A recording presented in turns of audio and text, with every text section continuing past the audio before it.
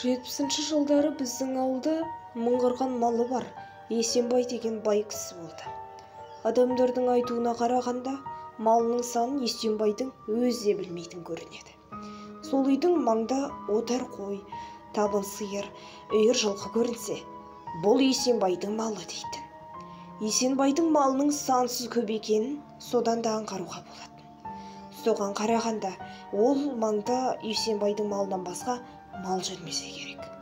Білетіндер, ауылдағы қалған адамдардың бүкіл малын қосқанда, Есенбайдың малының оннан біріне де жетпейді деуші еді. Сол Есенбайдың байлығын аузын ашқанда бірден көруге болады. Есенбай аузын ашқанда 32 алтын тіс жарқырап көрінеді. Сол кездері алтын тіс сәнде, яғни модада болған. Соны көрсеткісі келе ме, болмыш нәрсеге аузын айқара ашып, ақалап күле береді. Есенбайдың анасы мен әйелі де алтыннан құр емес еді. Білегі мен саусағындағы алтынға қоса олардың бар тісі алтынмен апталған болатын. Алтын бар жерде жылан үйір деуші еді, бірақ Есенбайдың үйіне адамдар үйір болатын. Есенбайдың үйінің шаруасына көмектесу үшін баратын жағымпаз адамдар тым көп еді.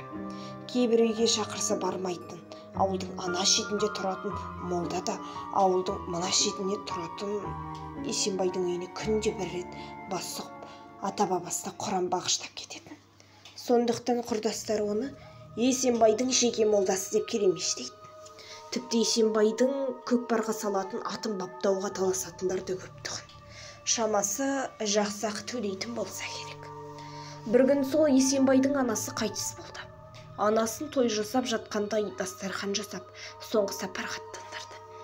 Кісі өте көп болды. Көрші ауылдың бәрі тай-тұяғымен көшіп келгендей. Ертеңіне Есенбай байдың анасын ауыл маңдағы мазартқа барып жерледі. Қызық содан кейін басталды. Мола қазып Есенбайдың анасын арулап қойған жер қазушылар кемпірдің алтын тісімен бірге көміліп жатқанын байқаған. Алтын көрсе, періште жолдан таяды демекші, алтынды көрген жер қазушылардың бірінің ойы бұзылады.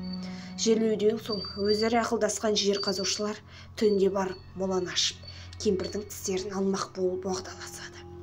Келіскендей, олар түн қараңғысы түскенде мазартқа барады. Моланы қазып кемпірдің денесін сыртқа шығарады. Өлген адамның жағы семіп қалуы тиіс, алайда кемпірдің аузы оп-оңай ашыла кетеді. Араларында көпті көрген ересектеу рахым қасындағыларға күдігін жеткізеді. Алайда алтынның буына еліп қалған екеуі түстеуік пен алтын түсті жұлуға кіріседі. Түстеуік пен түсті тартқан кезде кемпір ыңыранады. Мұндайды күтпеген үшеуінің зәресі кетеді. Сәлден соң өз құлақтарына сенбеген олар кемпірдің мүрдесіне жақындайды. Сол сәтте кемпір күрсінеді. Алтын тісті сатып байымақ болған үшеу бір-біріне қарайлай шошиды. Олар тіпті қаша жөнелді. Олар ауылдың шетіне келіп ес жияды. Содан соң бұл жайлы ешкімге тіс жармауға келісіп, үйіне тарасады. Арадан біраз уақыт өткенде кемпір есін жияды. Жан-жағына қарап, қайда жатқан білген соң мән-жайды ұғады. Бірден үйге барсам, балаларым қорқып қалар деп ойлап, ақиреттің ақ матаны үстіне оранып, ауыл шетінде тұратын моланың үйіне келеді. Үйдің қасына келіп, қорған сыртының молданың атын атап шақырады. Қорған сыртына шыққанда кеше ғана өзі жаназасын шығарған Есенбайдың анасын көріп, молда есінен айырыла жаздайды. Кәт! Кәт! Деп судыратып Құран аяттарын оқи бастайды. Бірақ кетейін деп тұрған кемпір жоқ. Қайта мен періштеде әруақты емеспін. Өзіңкіне көріп жүрген Есенбайдың анасы Қалима апаңмын, есіңді жи дейді. Көріп тұрғаны әруақ емес екеніне көзі жеткен молда біраздан соң өзіне келеді. Кемпір есін жиғанда мола басында жатқан, бірақ моладан қалай шыққанын білмейтінін айтады. Сонан соң үйіне еріп барып алдымен болған жайды айтты. Есенбай мен келініне түсіндіріп, содан соң өзіне үйге ертіп кіруін өтінеді. Түн ортасында үйіне келген моланы Есенбай ұнатпай, есік алдына суық қарсы алады. Молда тығыз шаруа бар еді. Үйге кіріп әңгімелессек дейді.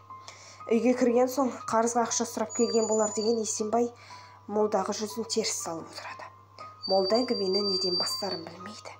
Сәл үнсіздіктен кейін анаң тірі деп дүңк еткізді. Есенбай мынаның есі ауысқан ба деп молдаға бажырая қарады. Иә, анаң есік алдында отыр, дейді молда. Есенбай, түсіндіріп айтсаңшы, не деп кетті деп молдаға шүйгедеді. Сонда Есенбайды сабырға шақырып болған жайтты айтады.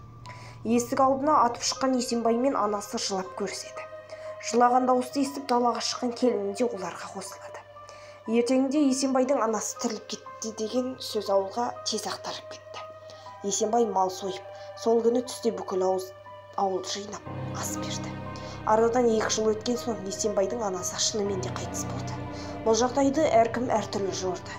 Біреулер Есенбай малды арамдықпен жиған, соған Құдайдың көрсеткенін десе, енді бір Алланың құдіреті деді.